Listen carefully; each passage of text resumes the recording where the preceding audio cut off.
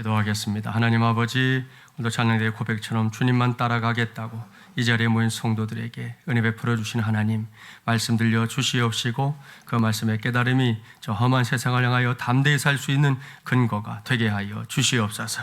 예수님의 이름으로 기도하옵나이다. 아멘. 서로 축복하겠습니다. 다시 복음 앞에 섭시다. 한 번 더 축복할까요? 은혜의 각성 당신의 몫입니다. 할렐루야. 오늘은 다시 복음 앞에 5번째 시간입니다. 오늘은 성수주일은 구시대의 유물이 아닙니다 라는 제목으로 하나님의 말씀을 전하도록 하겠습니다. 오늘 설교하는 방식을 좀 바꾸려고 합니다. 지난 예량제 때 우리 PPT를 보여드리면서 여러분에게 메시지를 전한 적이 있었는데요, 오늘도 비슷한 방식으로 강의식의 설교를 하려고 합니다. 여러분이 이미 알고 있는 대로 내일부터는 특정한 장소를 좀 제외하고 실내 마스크 착용이 의무가 아닌 권고로 바뀌게 됩니다. 그야말로 매우 지리했던 이 코로나와의 싸움이었습니다. 물론 모든 게 끝난 거 아닙니다. 다만 현재 코로나의 상황이 우리가 자주 들었던 그 팬데믹, 그러니까 전 세계적인 유행병 상태에서 엔데믹, 풍토병 수준으로 약화된 걸로 본다 하는 겁니다. 그렇습니다. 현재 상황을 이젠 끝이다 이렇게 생각하지는 마시고요, 우리 개개인의 상태 또 상황 고려하면서 건강관리에 더욱 힘써야만 이 겨울을 우리 모두가 은혜 가운데 지내게 될 겁니다. 그것을 잘 감당하는 우리 모두가 되기를 주님의 이름으로 축복합니다. 이런 상황에 놓인 오늘도 여전히 저의 관심은 다시 복음 앞에 바로 여기에 있습니다. 그런 관점에서 제가 오늘 선택한 주제의 메시지는 다른 것이 아니라 성수주일의 문제입니다. 여기서 성수주일이라는 거, 주일을 거룩하게 지킨다 그런 의미죠. 지금 이 시간처럼 하나님 앞에서 주일을 보내는 것, 그것을 말하는 거죠. 주일 성수라고도 하는데요, 예수를 믿는 사람들이 주일을 거룩하게 지키려고 한다 하는 것은 예수를 믿지 않는 사람들도 다 알고 있을 정도입니다. 오늘은 그걸 집중적으로 생각해 보려고 합니다. 제가 오늘 이런 메시지를 전하게 된 이유 다른 게 아니에요. 지난 3년 동안 우리의 신앙생활의 여러 모양으로 도전했던 코로나가 성수주일에 대해서도 적지 않은 타격을 입혔기 때문입니다. 그 증거를 이제 보도록 할게요. 자, 넘겨주시고 우리 제목을 다시 한번 볼게요. 다시 복음 앞에 5번째 같이 읽어볼까요? 성수주일은 구시대의 유물이 아닙니다. 자, 무슨 말이냐? 자, 우리의 신앙과 관련해서 팬데믹으로 인한 변화를 연구한 기관들이 여럿이 있어요. 그중에서 세상에서 연구한 기관들도 있고 교회 관련해서 연구한 기관들도 있는데, 제가 보여드릴 것은 이제 교회 관련된 연구기관에서 내놓은 거예요. 그 내용을 볼게요. 코로나로 인해 교회가 직면한 어려움들이 여기에 쭉 나열되어 있어요. 성도 간의 교제 및 공동체성 약화부터 시작해서 기타까지. 그 중에서 오늘 우리가 주목해야 할 건 바로 이거죠. 2번째에 있는 모이는 예배 감소, 달리 말하면 주일 성수, 성수주일의 약화입니다. 여러분이 어느 정도는 알고 있는지 모르겠는데요, 서양 성유사람들에 의해서 시작된 한국 교회가 지난 100년이 넘는 역사 동안 정말 가장 중요하게 여겼던 것, 목숨처럼 여겼던 것, 그것이 바로 성수주일의 신앙이었습니다. 그래서 예전에는 대부분의 한국교회 성도들이 주일을 범할 때가 있죠. 살다 보면. 그러면 정말 큰일이 나는 줄 알았습니다. 그런데 이 코로나라는 병의 특성 때문에, 게다가 교회 입장에서 보면 지나치게 좀 편향적이었던 이 방역 지침이 이러한 신앙생활에 시각 변동을 일으켰다는 거죠. 처음에는 누구나, 정말 누구나 주일을 지키지 못하는 게 영 불편했습니다. 그런데 어느 순간부터는 대수롭지 않게 여기는 성도들이 하나씩 둘씩 늘어나기 시작했어요. 우리 교회는 이 문제에 있어서 나름 선방했지만 작년 5월부터 좀 나아진 코로나의 상황에도 불구하고 여전히 성수주일의 문제를 해결하지 못한 교회들이 한국 교회 안에 부지기수입니다. 그 과정에서 이제는 성수주일을 어디까지 생각하게 됐냐? 오늘 말씀의 제목처럼 구시대의 유물 정도로 생각하는 그런 성도들까지 생겼습니다. 정말 그런 것이냐? 결론은 아닙니다. 자, 왜 아닌지 이제부터 그걸 여러분과 함께 성경을 통해 알아보려고 합니다. 자, 먼저 주일의 의미, 안식일의 의미를 생각해 보려고 하는데요. 첫 번째 본문인 신명기 5장 12절 말씀이죠. 우리 같이 한번 읽어볼까요? 내 하나님 여호와가 내게 명령한 대로 안식일을 지켜 거룩하게 하라. 아멘. 할렐루야. 자, 이 말씀은 십계명 중에 하나인 안식일에 관한 계명입니다. 구약 말씀에서 이 안식일이 이제 신약에서는 특별히 예수 그리스도의 십자가 부활 사건 이후에는 주일, 그러니까 주님의 날이 됐다는 거, 그 정도는 들어본 적이 있으시죠? 그래서 순서상 주일에 관한 말씀을 생각하기 전에 먼저 안식의 의미를 생각해 봐야 하는데요. 여기서 우리가 반드시 주의해야 할 게 한 가지 있습니다. 우리말을 보면 이 안식과 유사한 단어로 통하는 그런 단어가 하나 있는데요. 그게 휴식이라는 단어입니다. 자, 그 휴식과 안식이 그러면 정말 비슷한 것이냐? 아닙니다. 이건 분명히 다른 개념이에요. 어떻게 이해되는지 이제 앞에 사진을 통해서 설명을 해보려고 그래요. 먼저 휴식입니다. 이거 뭔지 아시죠? 요즘 길거리에서 흔하게 볼 수 있는, 그리고 누구나 여러분이 원하기만 하면 누구나 사용할 수 있는 공유형 전동 킥보드입니다. 요즘에 종종 길거리 사고의 원인이 되고 있어서 걱정이긴 해요. 저도 운전하다가 깜짝 놀란 적 몇 번 있어요. 휙 지나가는데 툭 건들면 이건 오토바이보다 더 큰 사고는 아닌 거거든요. 아무튼 젊은 친구들 중심으로 많이 사용하고 있는데, 이걸 빌려서 탄 사람이 목적지에 도착하면 저렇게 아무데나 세워두고 이제 가버리는 거죠.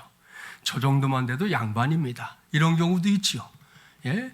아예 뒤집어져 있는지 엎어져 있는지 몰라요. 그냥 방치해버리는 이런 일들도 있고, 어디 깊은 데다 그냥 집어 던지고 가서 또 찾지 못하는 경우들도 있다 그럽니다. 아무튼 자, 요 상태, 이렇게 우리가 나가서 볼 수 있는데, 요게 뭐다? 요게 바로 휴식이다. 요게 휴식이다. 여기서 묻겠습니다. 이러한 휴식이 길어지면 어떻게 될까요? 자, 배터리가 방전되고 방전돼서 꼭 필요할 때 쓰지 못하게 되겠죠. 예? 무용지물이라는 말, 바로 그런 뜻입니다.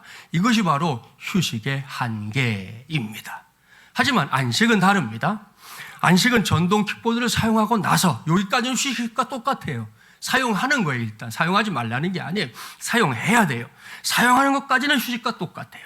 그러고 나서 저렇게 충전하는 곳에 세워두는 걸 의미합니다. 이게 뭐다? 안식이다. 이렇게 놓고 겉으로만 보면 안식과 휴식 별반 차이가 없어 보일 수 있지요. 하지만 그냥 길거리에서 쉬는 것과 저렇게 충전장치에 꽂힌 채 쉬는 건 분명히 다른 겁니다. 왜? 그냥 쉰다는 건 뭐예요? 계속해서 배터리에서 방전이 이루어지고 있는 거지요. 방전되고 방전되는 거예요. 마지막 쓸 수 없을 때까지 그렇게 되는 거잖아요. 그러나 충전장치에 연결됐다는 것, 그야말로 언제든지 필요할 때 다시 사용할 수 있도록 철저하게 준비되고 있는 것이기 때문입니다. 사랑하는 마주물이랑 가족 여러분, 바로 여기에 하나님께서 저와 여러분에게 안식일을 지켜라 명령하시는 분명한 이유, 중요한 이유가 있습니다. 하나님은 저와 여러분이 로봇이 아닌 걸 너무나 잘 아셔요. 사실 아무리 대단한 기계도 쉬지 않고 계속해서 쓰다 보면 반드시 문제가 생기죠. 고장이 나든지 기계가 멈춰서든지 제 기능을 발휘하지 못하게 되든지 뭔가 문제가 발생한단 말입니다. 하물며 사람이 쉬지 않고 스스로를 혹사한다면 어찌 될까요? 사람이 만물의 영장이라고 해서 뾰족한 수가 있는 게 아니에요. 정말이지 별 수 없습니다. 고장난 인생 되고 말 겁니다. 그래서 하나님은 사람에게 반드시 주일에는 안식해라 이렇게 말씀하신 겁니다. 언제부터? 태초부터. 자, 과연 그런지 안 그런지 여기서 한번 주일의 성경적인 근거를 보겠습니다. 왜 소리가 나는지 아시죠? 정신 차려, 이런 얘기입니다. 중간에 말하지 않는 거예요. 그냥 사려, 이런 거예요. 이렇게 이해하시면 돼요. 자, 두 번째 본문인 창세기 2장 1절부터 3절을 저와 여러분이 한 절씩 교독하겠습니다. 제가 먼저 읽습니다. 천지와 만물이 다 이루어지니라.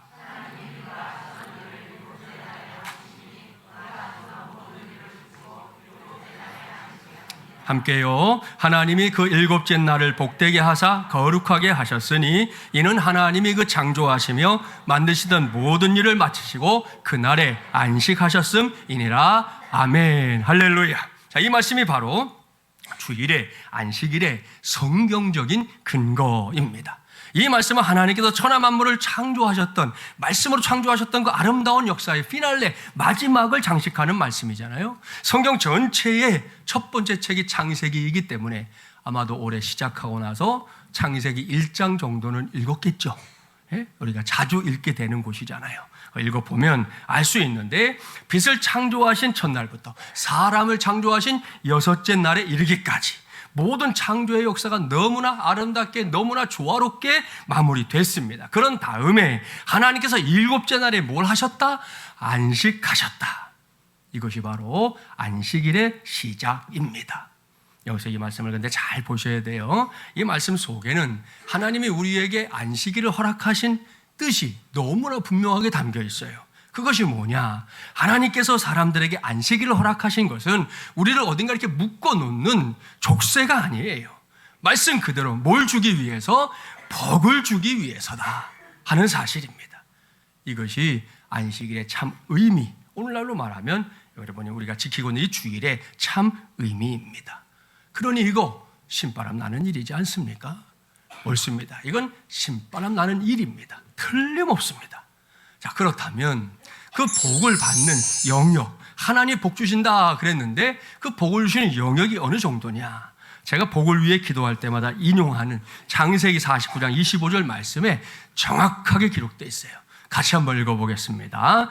내 하나님의 아버지의 하나님께로 말미암나니 그가 너를 도우실 것이요 전능자로 말미암나니 그가 내게 복을 주실 것이라. 위로 하늘의 복과 아래로 깊은 샘의 복과 젖먹이는 복과 태의 복이리로다. 아멘. 여러분, 이것이 바로 저와 여러분이 이 성수주를 통해 누릴 수 있는 복의 영역입니다. 위로는 하늘로부터 부어지는 복이 있다. 아래로는 깊은 샘에서 솟구치는 복이 있다. 그리고 자녀손들을 향한 복도 말씀하고 있어요. 이것이 하나님의 말씀입니다. 이제는 이 모든 복을 오늘처럼 성수주의를 하는 것을 통해서 온전히 받고 누릴 수 있는 저와 여러분이 되기를 주님의 이름으로 축복합니다. 자, 여기까지는 이해가 잘 되셨죠? 자, 그렇다면 우리가 주일을 거룩하게 지키는 방법, 그러니까 올바른 성수주일의 방법은 뭘까요? 이를 위해서는 적어도 우리 두 가지 방향성을 꼭 염두에 두면 좋겠어요. 첫째, 하나님을 향하여죠. 하나님을 향하여 성수주의를 하는 방법, 뭐가 있을까요? 제일 먼저 지금 여러분이 하고 있는 거죠. 하나님을 예배하는 것.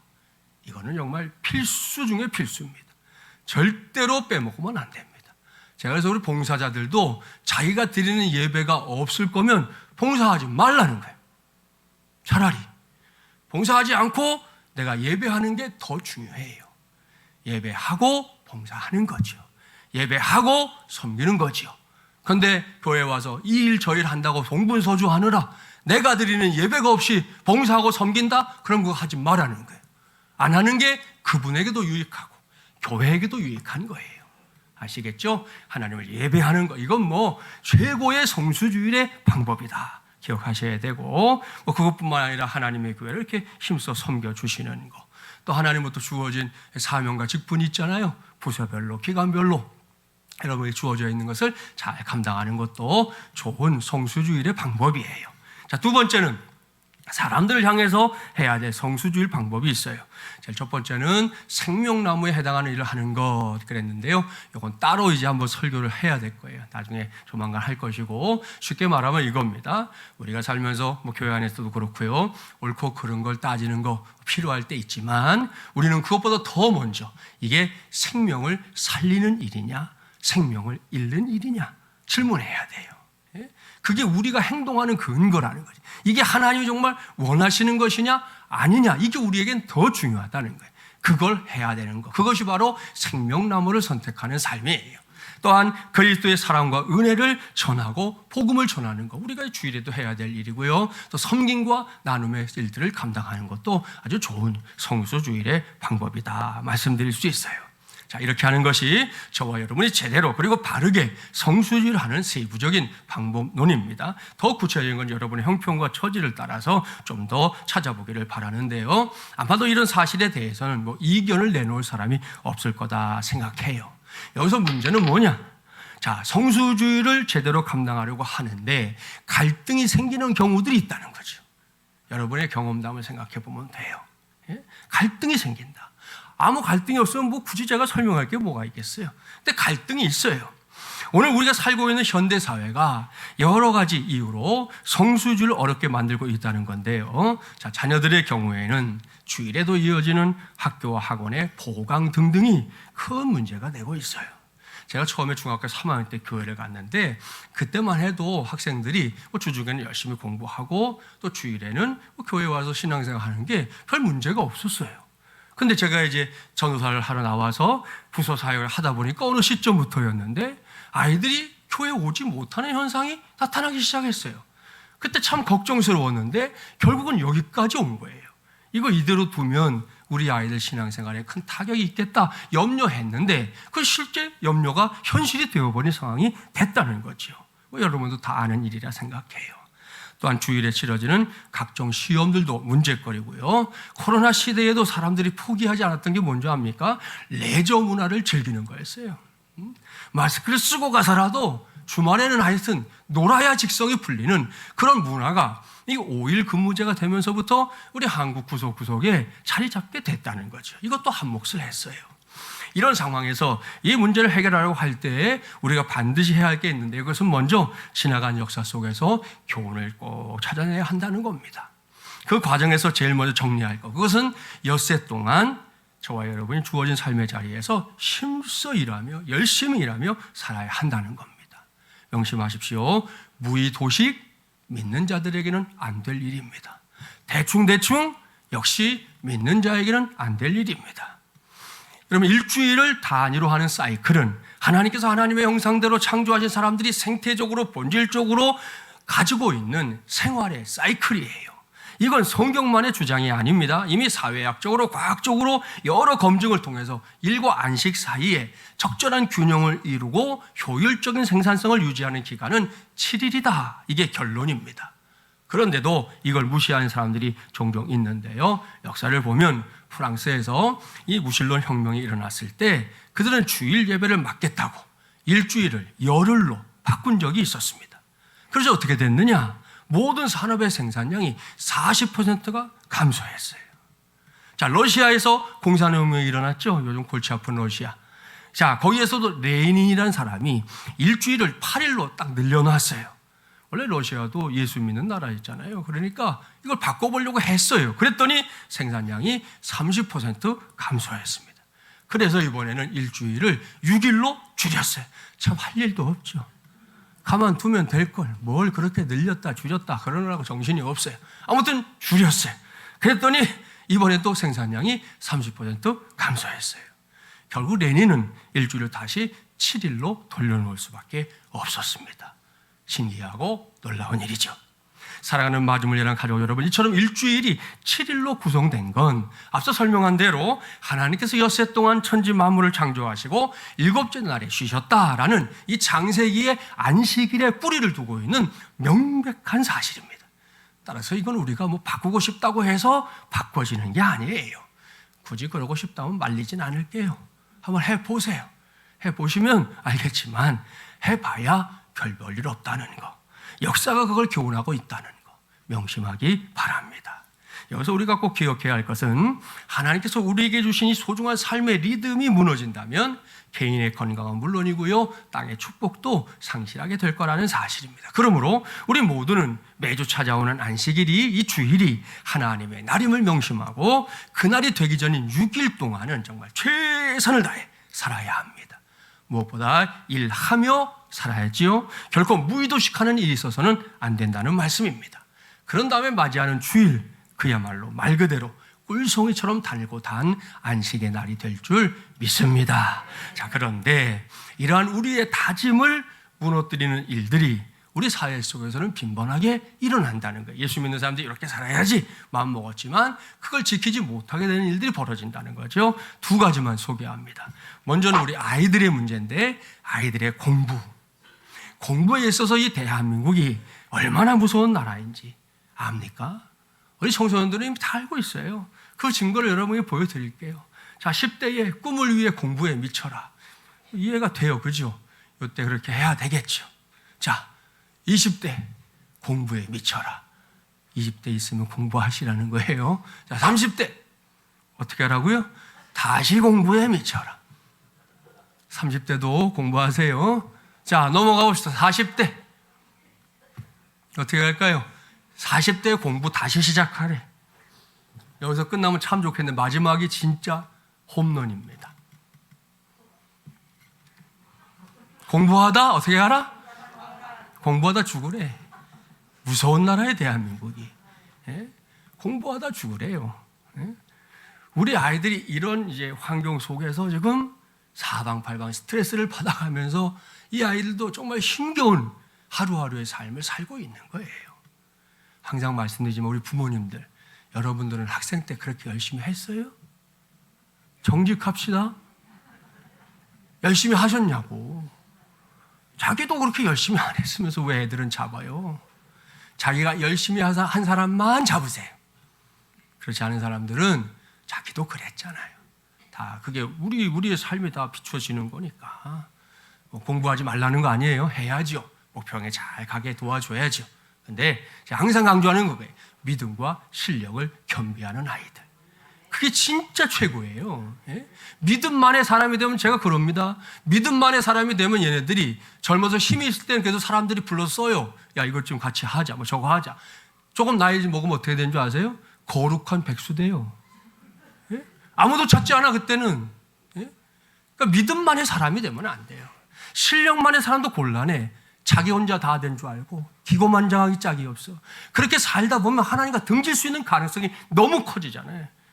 그러니까 믿음과 실력을 겸비한 아이들, 우리 교회학교가 그런 아이들을 키울 수 있도록 여러분 기도해 주시고 협력해 주시고 함께 든든한 뒷배가 되어 주시기를 바랍니다. 자, 다음은 빨리빨리로 대변되는 우리나라 사람들의 너무 분주해진 삶이에요.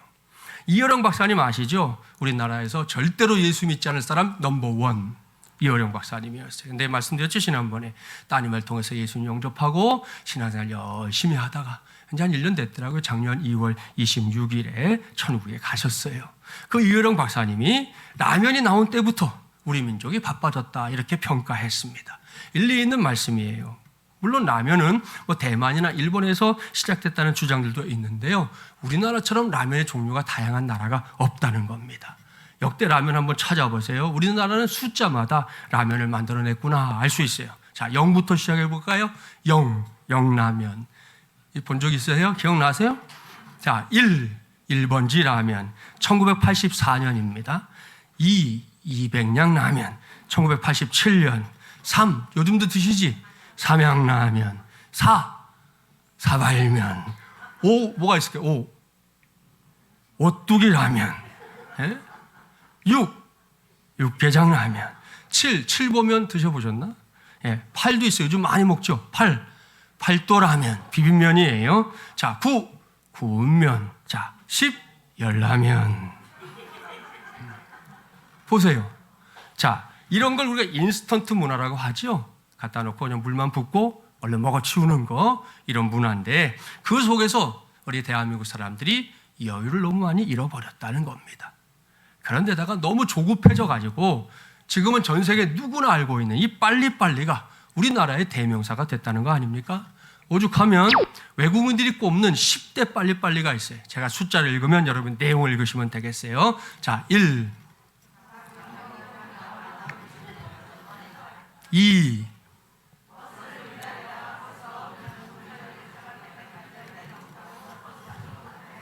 3, 웃는 사람들은 수상한 사람들인데. 자, 4, 이번 명절에 많이 하셨지 그렇게. 5,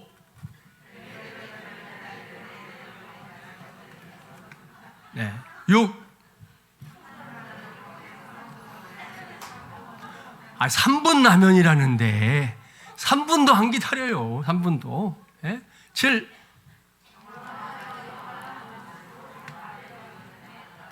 네, 8.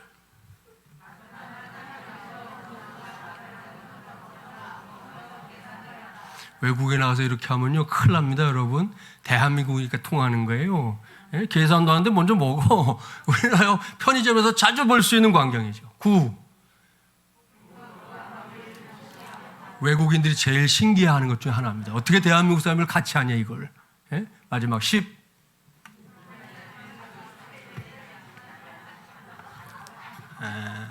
여러분 남의 이야기 아니죠? 저도 동의해요. 저도 이럴 때가 많구나 생각해요. 이렇게 매사를 서두르는 문화 속에서 사는 게 우리입니다. 그래도 여기서 오늘 신신당부하려고 그래요. 오늘 이후에는 먼저 이 달력을 보는 눈부터 바꾸기 바랍니다. 여러분의 집에 걸려있는 달력 한번 떠올려 보세요. 이거 다 있으시죠? 없는 분은 가시기 전에 사무실 들려서 꼭 가져가세요. 교회에서 나눠드렸으니까.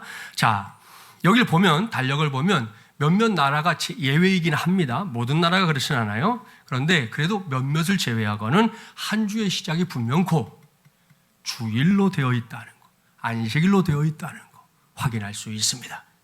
여러분, 그러니까 오늘이 지난 주간의 마지막 날이 아니에요. 오늘은 새로운 한 주간의 첫날이에요.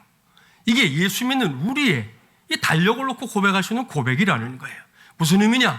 오늘과 같은 주일에 온전히 충전된 삶을 살아낼 때만 한 주간을 승리하며 살 수 있다. 이런 의미입니다. 할렐루야. 자, 오늘 이후 이걸 명심하고 매주일마다 하나님 안에서의 온전한 안식을 통해서 그 충전된 삶을 통해서 주어진 삶의 자리에서 이전보다 더 온전한 승리, 더 큰 승리 꼭 이루는 우리 모두가 되기를 주님의 이름으로 축복합니다. 자, 이제부터는 서서히 마무리를 지어야겠는데요. 먼저 앞서 말씀드린 성수주일의 갈등을 해결하기 위한 대안을 생각해 봅니다. 먼저는 이 교계 차원에서의 대응이 필요해요. 그동안 한국교회는 이 문제에 대해서 집중적인 대응을 해왔습니다. 그래서 요즘은 나라에서 치르는 시험의 경우 주일이 아닌 평일에 치러지는 일들도 이제 많아졌습니다. 하지만 모든 시험이 다 해결된 건 아닙니다. 따라서 이러한 교계의 노력은 우리 장로교만 아니라 전 교계가 함께 분명히 맞서서 해내야 될 일이다 생각해요. 자, 다음으로 우리가 생각해야 할 건 이제 우리 개개인의 대응입니다. 이 점에 있어서 제일 먼저 확실하게 말씀드릴 것은 성수주일에 관한 대원칙은 결코 흔들 수 없다 이겁니다. 물론 우리 성도들 중에도 현재 본인이 놓여 있는 상황이 부득이한 경우들이 있어요. 평일에 하루를 쉬고 또 주일이지만 일터에 나가야 하는 경우가 있고요. 일주일 내내 또 일터에서 살 수밖에 없어서 짬을 내서 예배드리고 또 일터로 가는 경우도 있고, 또 이렇게 몸의 건강에 또 적신호가 켜지면 마음이 있어도 또 주의를 못하는 경우도 있잖아요. 자, 그러한 여러분의 상황 목사가 다 알고 있으니까요. 그건 걱정하지 마세요. 하나님께서 그런 상황까지도 친히 만져주시기를 목사는 열심히 기도하고 있습니다. 문제는 오늘 말씀을 시작하면서 전제한 것처럼 코로나 시대를 지나면서 초창기 한국교회의 전통이, 그것도 아주 귀하고 좋은 전통이 많이 희석된 듯이 보인다는 겁니다. 그 시대의 유물처럼 생각하는 사람도 있다 그랬잖아요. 그래도 설사 남들이 그런다고 해도 우리 마주물려란 가족들에게 당부합니다. 주일은 반드시 거룩하게 지켜야 합니다. 이러한 대원칙만큼은 저도 여러분 모두가 굳건하게 붙잡게 되기를 간절히 바랍니다. 그래서 주일에는 어떤 모양으로든 예배를 드려야 합니다. 그것도 가능한 한 또 자신이 섬기는 교회에서 하나님께 예배해야 되겠죠. 우리 교회의 경우에는 낮 예배를 이제 2번에 나눠서 드리잖아요. 그 시간을 여러분의 형편과 상황에 잘 활용해서 주일에는 반드시 하나님 앞에서 예배하는 신앙 결코 멈추지 말아야 합니다. 이렇게 오늘처럼 오프라인에서 예배하는 게 좋고 당연한 건 말할 게 없지만, 정이 어렵다면 온라인으로라도, 또 실시간이 어렵다면 그럴 수 있잖아요. 살다 보면 우리가 따로 시간을 내서라도 예배해야 합니다. 왜요? 그것이 우리 모두가 살 길이기 때문입니다. 자녀들 마찬가지예요. 이런저런 이유로 주일을 빼먹는 걸 용인해 주면 안 됩니다. 이건 부모의 가르침이 아니라 하나님의 말씀이다. 이렇게 분명한 원칙을 당부하는데요. 자상하게 설명해 주십시오. 제가 먼저 했던 교회에서 장로님 한 분이 자주 하신 얘기 있어요. 목사님, 저는요 주일날 교회 안 가면요 아버지가 밥을 안 줬어요. 그래. 예? 그래서 제가 그랬어요. 장로님 되신 게 은혜네. 예? 장로님이 안 되셨으면 밥 안 주는 아버지 때문에 주일날 되면 일을 갈았을 거 아니에요. 예? 그렇게 되면 안 되죠. 그건 제대로 된 교육이 아니에요. 뭐 당시에 어르신 나름대로는 뭐 마음을 두고 한 일이겠지만 생각해 보면 좋은 방법은 아니잖아요. 그러니까 여러분이 가르칠 때 이건 내가 아빠로서 엄마로서 하는 말 정도가 아니야. 하나님의 말씀에 오늘 여러분 설명해 드렸잖아요. 안 되면 이거 영상으로 보여주세요. 그럼 되잖아. 예? 하나님의 말씀에 이렇게 주의를 지키라고 하셨다. 우리 해야 되지 않겠니? 하고 자상하게 설명해 주라는 거예요. 그리고 자녀들도 주일에 정말이지 부득이한 일, 피치 못할 일이 있어서 부서 예배가 어렵다면 이렇게 장년들이 드는 예배 시간에라도 반드시 참석하게끔 하는 게 옳습니다. 그게 좋습니다. 그렇게 하려고 했는데도 공예배 참석할 수 없다. 그럴 수 있죠. 그땐 가정에서라도 주일 예배 드려야 합니다. 선교지에 가보면 그래요. 선교사님들이 교회가 있는 지역에 파송이 되면 그곳에 가서 교회 나가면 되잖아요. 그런데 어떤 지역에는 아직 교회도 믿는 사람들도 아주 소수여서 아무것도 할 수 없는데 파송되는 경우가 있잖아요. 그런데 가면 어쩔 수 없이 가족들끼리 모여서 주일 예배를 드려야 되거든요. 그렇게 하는 것도 하나님은 분명히 받아주시는 예배가 된다라는 것입니다. 그래서 이런 경우에 우리는 중심을 보시는 하나님, 사무엘상 16장 7절 말씀하시죠. 반드시 기억해야 합니다. 나름대로 힘쓰고 노력하면 주일 예배를 얼마든지 드릴 수 있는데도 앞서 말씀드린 것들이 가능하다는 이유만으로 적당하게 핑계대며 성수주를 하지 않는다? 그러면 안 된다는 말씀이에요. 정말로 이게 불가능한 상황인지 아닌지는 다른 사람이 물어볼 거 없죠. 하나님과 내가 제일 잘 알아요. 그렇죠. 물어볼 거 없어요. 내가 정말 아니면 아닌 방법을 따라서, 가능하면 가능한 방법을 따라서 선택하면 된다는 것입니다. 그렇게 할 때 우리는 주님의 말씀, 안식일이 사람을 위하여 있는 것이지 사람이 안식일을 위하여 있는 것이 아니니라 말씀하신 그 뜻을 바르게 이해하게 될 줄 믿습니다. 자, 그런 관점에서 본다면 우리가 사는 세상이 곧 우리에게 선교지예요. 자, 때로는 눈에 보이는 현실이나 치열한 영적 전쟁 때문에 선교사님들도 기진맥진할 때가 있잖아요. 선교지에 가보면. 근데 그 선교사님들 물어보세요. 제가 알기로는 단 한 사람도 달리 대답하는 사람이 없을 겁니다. 아무리 힘들어도 예배는 포기하지 않는다. 그게 선교사님들의 고백이에요. 제가 전에 만났던 선교사님 한 분은 내가 선교를 해야지 결심한 그날부터 제가 만났던 그날까지 큐티를 단 하루도 쉬지 않았다 그러더라고요. 내가 하나님 앞에 서는 것을 절대로 포기할 수 없더라 이거예요. 그게 선교사님들의 고백이라면 저와 여러분에게도 그와 같은 삶의 모습이 있어야 하지 않겠습니까? 2023년 새해 들어와서 첫 주일부터 제가 다시 복음 앞에 서는 심정으로 성수주일 공예배 열심히 참석하자고 좀 아까도 광고했지 않습니까?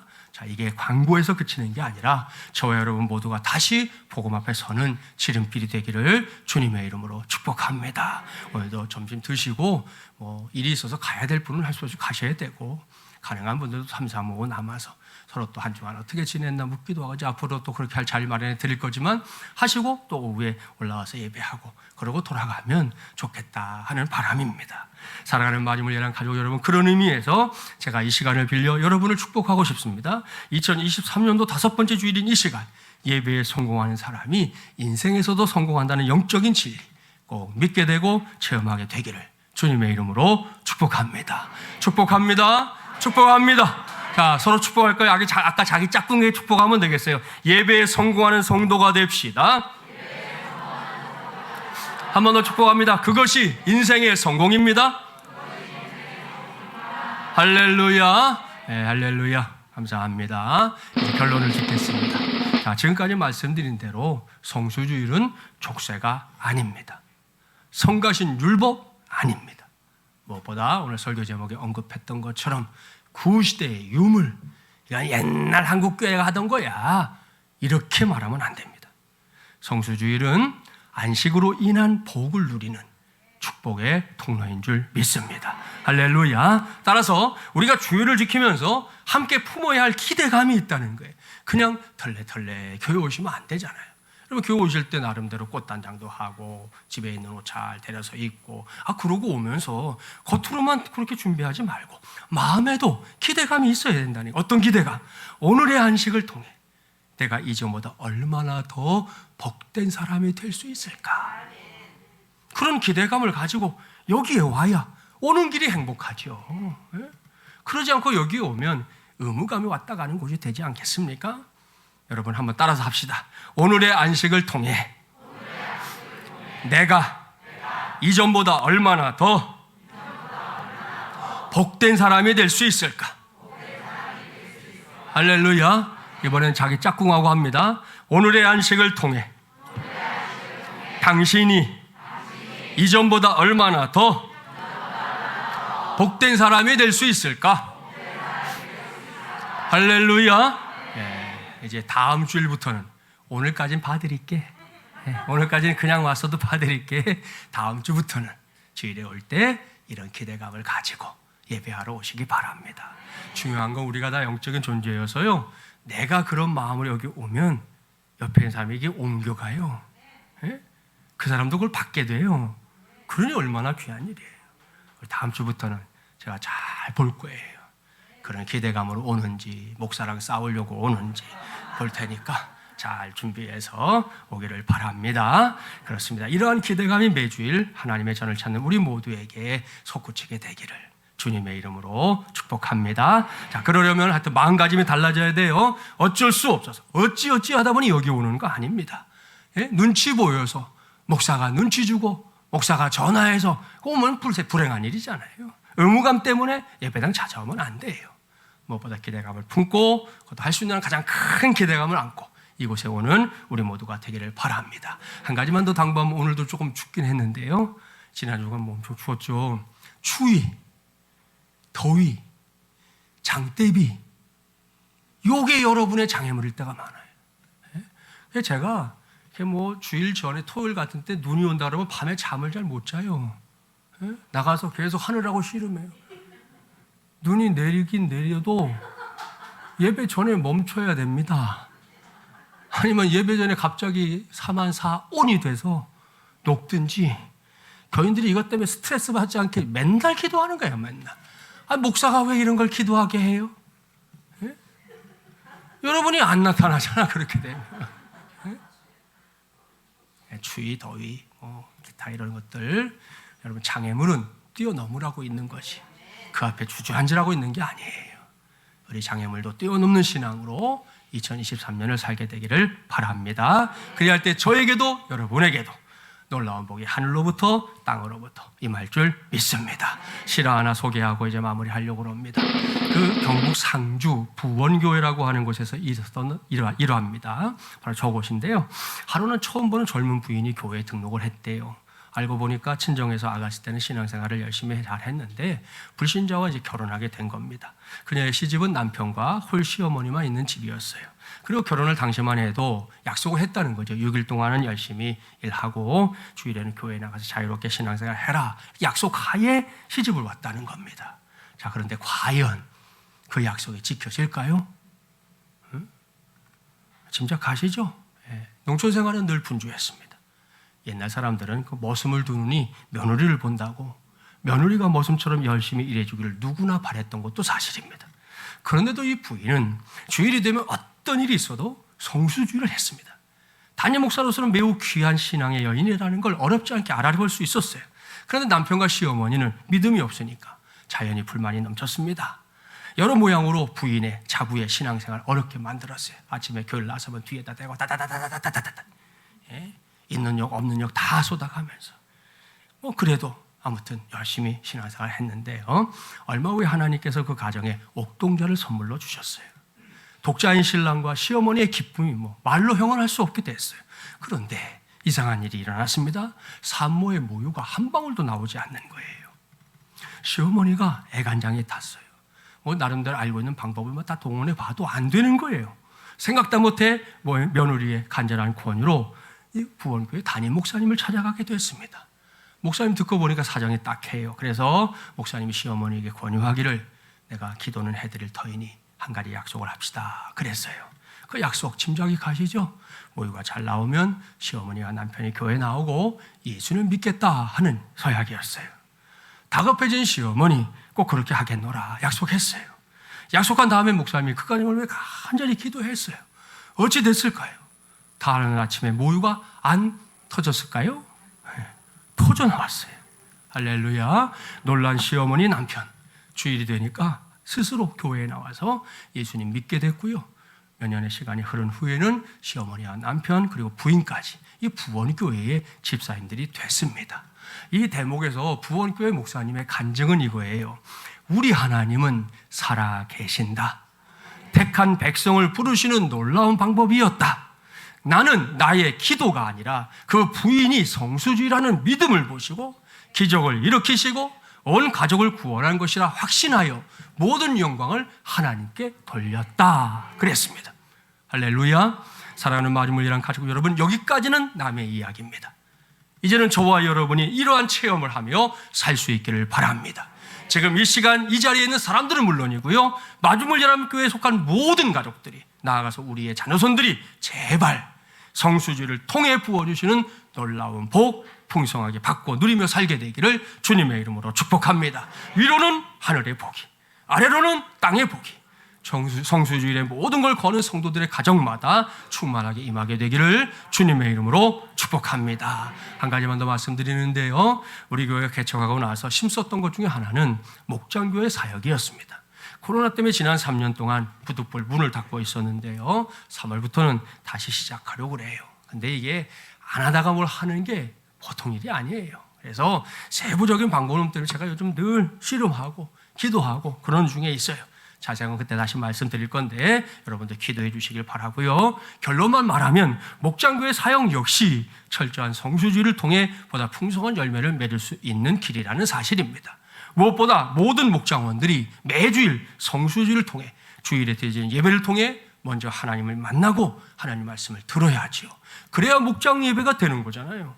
내가 드리는 예배가 없는데 어떻게 목장 예배가 되겠어요? 그걸 먼저 해야 돼요. 그리고 목장교회 예배에서는 그 은혜를 나눌 때 각각의 목장교회들이 풍성한 열매를 맺는 장이 될 줄 믿습니다. 이건 역시 넉넉하게 감당해내는 우리 모두가 되기를 바랍니다. 그래서 2023년에는 그동안 코로나 때문에 맛보지 못했던 위로는 하늘의 복과 아래로는 땅의 복, 깊은 샘의 복, 나아가서 자녀손들의 복까지 충만하게 받아 누리는 우리 모두가 되기를 주님의 이름으로 간절히 축원합니다. 기도합시다. 전능하시고 자비로우신 하나님 아버지, 오늘도 우리 모두를 하나님을 예배하는 자리에 모아주시고 하나님의 음성에 귀를 기울이게 하시니 감사합니다. 오늘 성수주일에 관한 말씀을 전했습니다. 지난 3년 동안 이어진 코로나 시대, 그야말로 전무후무한 신앙적인 도전이 넘쳤던 시대였습니다. 그 과정에서 얻은 것도 있고 잃은 것도 있는데요, 잃어버린 것 중에 하나가 한국교회가 목숨처럼 지켰던 성수주일의 신앙이라는 거, 누구도 부인할 수 없는 형편이 되었습니다. 그나마 우리 교회가 이 문제에 대해 선방할 수 있도록 도와주신 하나님께 감사와 영광을 돌립니다. 그러나 해결해야 할 과제 역시 남아 있습니다. 우리 교회 안에도 아직 이 자리에 돌아오지 못하고 있는 성도들이 있사오니 그들 모두가 성수주일의 신앙으로 하나님께 예배하는 자리에 서둘러 돌아올 수 있도록 개인마다 역사하여 주시옵소서.